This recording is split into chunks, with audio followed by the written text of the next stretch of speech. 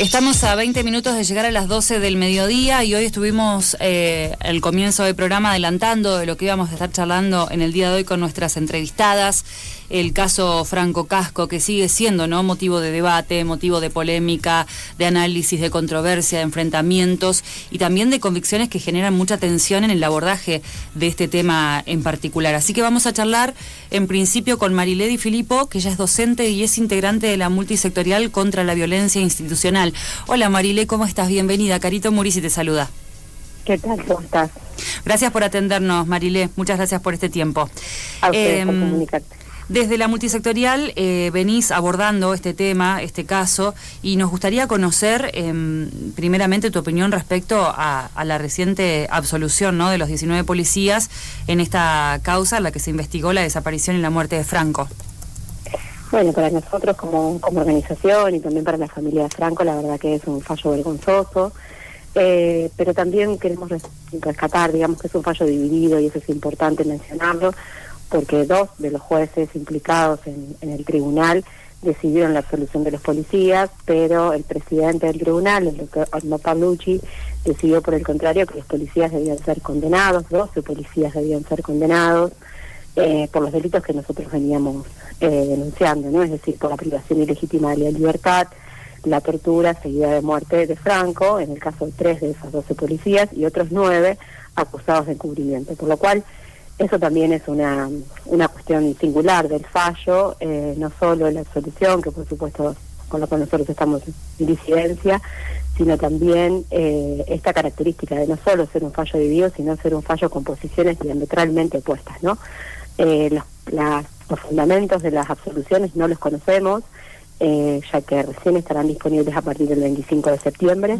Sí sabemos algún adelanto de fundamentos que ha dado el doctor Paolucci en distintos medios en donde ha sido entrevistado, por lo cual sabemos cuáles son las razones por las cuales él decidió condenar y decidió de alguna manera coincidir con la verdad de los hechos, ¿no?, que es lo que nosotros venimos defendiendo desde aquel 2014. Más allá de este caso en particular de Franco Casco, entiendo que este fallo significa mucho más que la absolución de los detenidos. ¿Cuál es el mensaje? Claro, ¿cuál es el mensaje que vos interpretás que se da y cuál es la lectura que haces desde lo social, ¿no?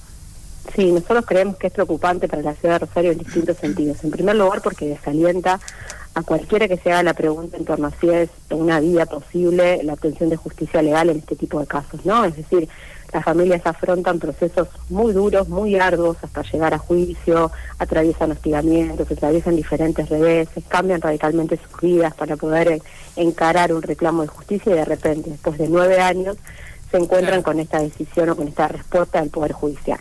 Que además también, y esto me interesa remarcarlo, es contradictorio con lo que el propio Poder Judicial venía diciendo hasta este momento. Esto es importante mencionarlo, porque no es una cuestión de dos versiones opuestas, sino es una realidad sobre los hechos, que es la que nosotros venimos sosteniendo y la que el Poder Judicial vino corroborando hasta ahora, y por otra parte 2 jueces dentro de ese tribunal, también un poco para ubicar, ¿no?, qué es el Poder Judicial, ¿no? Hay 2 jueces dentro de 3 que deciden de alguna manera creer la versión policial.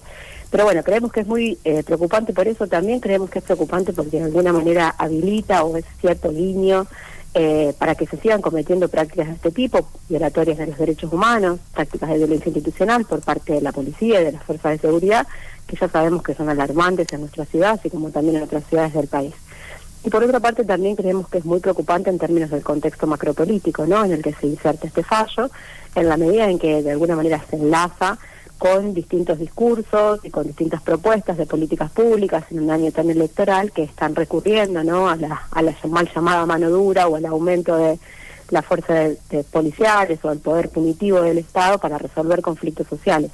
Por lo cual, si este es el mensaje que el Poder Judicial tiene que dar, la verdad que a nosotros nos preocupa demasiado y muestra también un poco la impotencia, ¿no?, del Estado para poder hacerse cargo de lo que está sucediendo, ¿no?, porque no solo en el caso de Franco, sino en la situación de violencia más general que vive la ciudad de Rosario, en donde realmente vemos que no solo desde el Poder Judicial, sino que del Estado en general hay muy poca capacidad de abordar la situación en general, ¿no? Uh-huh.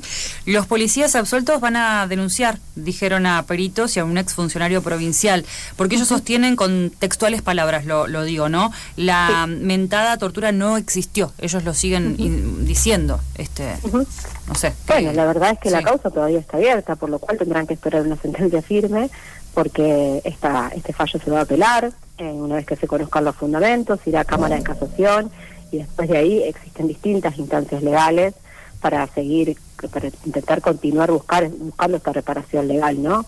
Ya lo que decidan o no hacer de parte de los policías y las defensas de sus policías, la verdad que nos excede, ¿no? Nosotros lo que buscamos es algo de reparación y algo de justicia legal para la familia de Franco. Que después, más allá de lo legal, ya sabemos que durante todos estos años se ha podido construir memoria sobre Franco, se ha realizado un acompañamiento a la familia y de alguna manera también un activismo muy importante en torno a la violencia institucional, que todo eso queda en pie más allá de que los jueces digan lo que quieran decir, ¿no? Mari, ¿cómo estás? Buen día, Víctor Timoneda te saluda y a ver, te consulto en estas últimas semanas, obviamente, vivimos semanas electorales y como vos decís, a ver, parece que el eslogan que se repite es mayor seguridad y demás. Bueno, precisamente uno de los candidatos a gobernador, en este caso Maximiliano Puyaro, que estuvo en su momento como ministro de Seguridad, sostuvo su postura de considerar a los policías detenidos, entre comillas y textual obviamente, víctimas de una injusticia a quien habría que pedirles disculpas. Bueno, ¿qué opinión te merece esto? Mira, nosotros como organización lo que nos parece en principio es imprudente, porque que a un día del fallo un candidato a gobernador con altas chances de ser gobernador haga esas declaraciones sin ningún reparo y sin otro conocimiento del tema, nos sorprende. Si es que efectivamente es de esta manera, ¿no? Nos parece como mínimo imprudente porque, como decía antes, no hay una sentencia firme, hay una sentencia en primera instancia. Eso en primer lugar, y nosotros como multisectorial ya hemos revertido fallos, no es el primero que nos toca en primera instancia de esta manera, lo hicimos con Jonathan Herrera y con otros casos que llevamos adelante, por lo cual como mínimo imprudente. Y por otra parte también nos parece preocupante, bueno, esta sugerencia o este pedido de perdón hacia los policías cuando creemos que siendo un exfuncionario de una gestión que estuvo involucrada y que participó, digamos, que fue ministro mientras el juicio se desarrolló en sus instancias iniciales, creemos que como mínimo tendría que asumir una responsabilidad estatal que signifique pedirle perdón a la familia de Franco, no solo por el fallo, sino por todos estos 9 años en donde el Estado no le pudo decir nada. Entonces, efectivamente, pedir perdón para una de las partes sin conocer o al menos sin tener un resultado firme en una sentencia y a su vez no contemplar el daño y el profundo sufrimiento que tiene la familia de Franco, que recordemos, Franco está muerto. O sea, efectivamente, no sé si hay algo de esa cuestión, digamos, que cala profundamente la sensibilidad, ¿no? Porque realmente pedir disculpas no así hacia una familia de un joven que fue asesinado de esa manera y que después de 9 años su familia encuentra esta respuesta, bueno, realmente nos parece que sería una cuestión a rever, ¿no? Insistimos, a los que hay que pedirle perdones a la familia de Franco. ¿Cómo sigue todo después de este fallo? Porque recién adelantabas algo que recién para el próximo 25 de septiembre van a estar el escrito de los por qué, por lo menos en este caso del tribunal, pero ¿cómo se continúa después de lo que fue hace algunos días el fallo, que no es el definitivo, pero que en definitiva, valga la redundancia, ya marca un camino? Sí, efectivamente. En instancia legal se continuará cuando sea el plazo correspondiente con la apelación y con la revisión, con el intento de revisión de esta sentencia por parte de la Cámara de Casación. Ya la Fiscalía ha adelantado que va a apelar y las querellas también sabemos que van a apelar, eso en términos legales. Pero después, más allá de eso, que sigue siendo también una pregunta que nosotros hacemos, ¿no? ¿Cuánto le atribuimos al Poder Judicial, no el menos democrático de los poderes de repente? Nosotros eso es algo que tenemos como muy claro como organización hacia dónde destinamos nuestras energías y por supuesto que hay una buena parte destinada a este proceso legal, pero también toda otra parte que hace que nuestra actividad como organización, de la cual también forma parte Ramón y la familia de Franco, además de otros familiares de víctimas de violencia institucional, continúa. Nosotros seguiremos construyendo memoria pro Franco, seguiremos participando y cada uno de los recordatorios y de las actividades que la familia de Franco decide hacer en memoria de su hijo y continuaremos también con toda otra serie de actividades que la multisectorial tiene con la intención de poder incidir en las políticas públicas de esta ciudad y de esta provincia, que creemos que deben tener mayores controles sobre el accionar legal de las fuerzas de seguridad. Marilé, Fabio Montero te saluda, ¿cómo estás? ¿Qué tal, Fabio? ¿Cómo te va? ¿Cómo te va? Por acá. Igualmente, ¿cómo estás? Marilé, a ver, para ir pensando, como decía recién Carito, es una causa complejísima, miles de foja, 8 años de investigación, 1 año y medio de juicio. Es decir, si nosotros podemos resolver toda esa problemática en una entrevista de 15 minutos, la verdad que somos, digamos, los mejores periodistas del mundo. Por lo tanto, lo mejor que podemos hacer en este caso es tratar de obtener alguna información para que nuestros oyentes puedan elaborar su propia idea. Y quiero comenzar con una parte del alegato del defensor de los policías, Martín Genesino, que él dice: es mejor creer que pensar. Y esto lo va a sostener durante distintos momentos de su alegato, de manera tal que, sosteniendo de alguna manera que la defensa, o mejor dicho, la querella en este caso y el fiscal, se basan más en creencias que en pruebas, y los que realmente han aportado pruebas son ellos. ¿Cómo ves esto, Marilé? Bueno, eso es erróneo, pero bueno, eso ha sido parte de la estrategia mediática y argumentativa, no solo dentro del tribunal, sino fuera del tribunal, que se han dado las defensas, que además han sido muy injuriantes, no solo para las querellas, sino también para la familia Franco. Han dicho barbaridades, adentro y fuera del recinto. Y además se han arrogado otra cuestión que corre límites éticos preocupantes, que tiene que ver con arrogarse el derecho de decirle la verdad a la familia Franco. ¿Ustedes se imaginan cómo el padre Franco recibe esta intervención que ha tenido también el propio defensor Gesino en distintos medios de comunicación? Hay límites éticos que no se corren. Esto no quiere decir que no, como parte de su trabajo como defensor público, no va a defender a quienes les han sido adjudicados como imputados a defender. Bueno, eso es parte de su trabajo, pero de ahí algunas estrategias argumentativas que además han tratado de deslegitimar el trabajo de sus propios compañeros de la defensa pública. Recordemos que también parte de las querellas de la familia Casco está constituida por abogados querellantes de la defensa pública de la nación, por lo cual son los propios compañeros de Gesino. Por eso es importante no mencionarlo. Cada uno sabe a qué estrategias, no solo jurídicas, sino también argumentativas recurre. De nuestra parte, nosotros por supuesto que estuvimos convencidos desde el inicio que el material probatorio con el que contábamos era suficiente para exigir las condenas y las penas que pedíamos y los delitos de los que acusábamos. Y el doctor Paulich entendió lo mismo, lo cual no es menor, y hasta esta instancia todos los fiscales y todos los jueces, tanto en el fuero, sobre todo en el fuero federal, por los cuales esta causa fue corriendo a lo largo de la instrucción, también entendieron eso. Eso es importante mencionarlo. No es dos posiciones, ¿no?, de gente que cree una cosa y gente que cree otra. La justicia durante 8 años vino avanzando en este proceso bajo esta hipótesis y considerando que el material probatorio era suficiente para avanzar en las distintas partes del proceso legal. ¿Se entiende? Digo esto porque también fue parte de la argumentación de las defensas y de las organizaciones que acompañan a los policías, decir que era una cuestión de creencia y de credo. Claro, porque de hecho da cuenta también en relación a una prueba, entiendo yo, irrefutable, ¿no? Pero bueno, también hay que ver en el marco de cómo se establece el tema de las autopsias.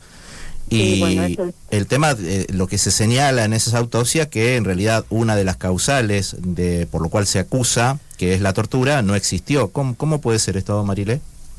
Porque efectivamente rescatan, digamos, dentro del material probatorio, aquellas pruebas que han introducido de su parte y que han sido contradictorias respecto de otro material probatorio que existe en cada uno de los puntos de la causa, tanto lo que tiene que ver con cuestiones médicas, forenses, como en aquellas que tienen que ver con testimonios. Hay pruebas encontradas, digamos, hay material probatorio producido por parte de las querellas y hay material probatorio que han incluido las defensas. Entonces eso es una cosa habitual en todos los juicios, digamos. Lo que pasa es que el problema es cuál ha sido la estrategia argumentativa sostenida también por algunos medios de comunicación. Estas defensas se han dado, digamos, ese es el resultado de las autopsias que ellos levantan, lo cual no quiere decir que sean las únicas que existen en la causa, ¿no? En la causa, ¿cuántas autopsias hay? Se han realizado diferentes autopsias a lo largo de todo este proceso. De hecho, no solo en relación con la cuestión que señala Gesino, también se han realizado otras en relación con los materiales dentales de Franco. En una autopsia ha reconocido claramente que se le fueron arrancados, que eran piezas que habían sido arrancadas por situación de un traumatismo, que asumimos que fue en torno a estos golpes. Y también después hay otra otra cuestión muy importante a rescatar, que tiene que ver con la cantidad de testimonios que han demostrado que Franco, de parte de sus compañeros, no sus compañeros porque no los conocía, sino de otras personas que estaban detenidas en la comisaría séptima en ese momento, que han constatado lo que le ha sucedido a Franco. Esas personas también han sido intimidadas. O sea, ¿con qué razón personas que han declarado que han visto a Franco, que han escuchado golpes, que han escuchado las sesiones de tortura, que han caracterizado también al tipo de joven que era Franco, por ejemplo, diciendo que Franco se notaba que no era un joven del ambiente criminal, por las formas en las que suplicaba que les dejen de pegar? ¿A ustedes les parece que todo eso puede ser algo inventado por gente que no tiene nada que ganar declarando en contra de la policía, ¿no? Imagínense que son personas que pertenecen a sectores vulnerables y algunas incluso que todavía transitan el sistema penal.